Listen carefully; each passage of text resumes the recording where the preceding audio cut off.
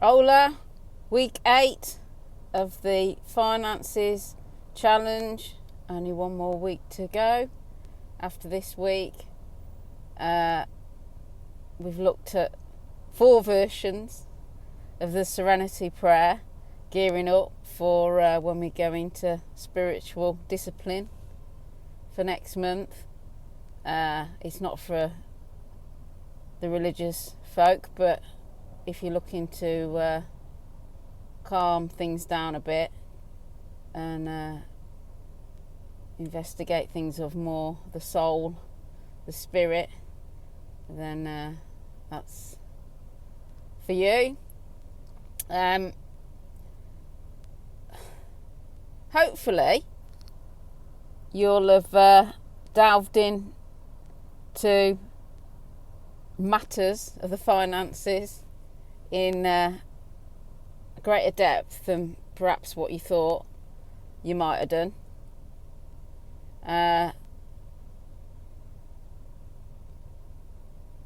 You could be approaching it from credit card debts, loans, or at the other end of things, you could actually just be fed up of the whole consumerism and materialism, and it's gearing up in it in the shops now, ready for the sea. I've also noticed actually that this time of year a lot of folk are struggling. I haven't quite put my finger on it. I mean, I love this time of year. My word I use. I find it very nostalgic, and then you've got all the gorgeous autumn colours. It's one of my favourite times of year. It is quite a contemplative time for me. But I am aware, particularly this year, that there are people that are genuinely struggling with low mood, health issues, whether that is the change in the lack of sunshine and that's affecting them. They need a light box.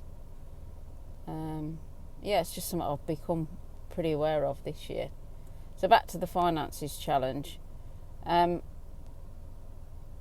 think when you start scratching the surface with this, that's why I refer to the surrendered wife, and you'd really want to read the whole book, but seeing as we are looking at the finances challenge, reading the section on how to handle finances, that could be very challenging for some folk if you're an independent woman and you've got your own thing going on with your finances.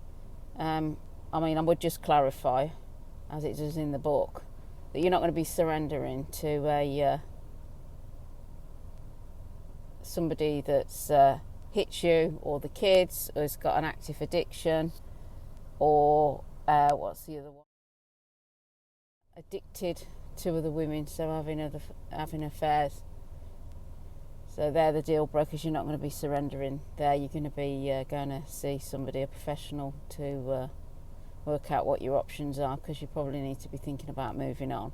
So we're not saying that I say it's surrender, not a doormat. There are deal breakers there that you've got to take into consideration. Other than that, you've got a good man, and what a relief when you just say, they're your areas of finance, these are my areas, which is the housekeeper, and then you can work with that, and you can lead by example if it doesn't come natural to your husband. The what would you call it? Everybody's going to want to go the full frugal, like I like to do most of the time, but I just like to do this finances challenge once a year to really look at where we've been getting a bit carried away and where we need to cut back and stuff. It's like a bit of for me, it is a spiritual discipline.